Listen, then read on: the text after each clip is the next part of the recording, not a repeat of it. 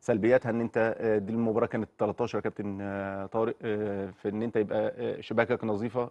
انت من 2/12 السنه اللي فاتت سنه كامله ما دخلش فيك ولا جول افريقي على مستوى دوري الابطال. صحيح. فكونك ان يكسر الرقم ده كانت ممكن برضو تزيد شويه. ايجابياتها ان انت بقالك 25 مباراه 20 شهر بالتمام والكمال. دلوقتي من اخر يعني هزيمه كانت قدام سان داونز يوم 11/3/23، النهارده احنا في نوفمبر 24، 20 شهر انت ما اتغلبتش على المستوى الافريقي، ودي حاجه كويسه. فانت بتحقق ارقام كويسه جدا يعني، تمام. صحيح. لكن لما تبص للبطوله هتلاقي البطوله سهله صعبه. يعني انا متاكد من دلوقتي ان في مفاجآت في دوري المجموعات.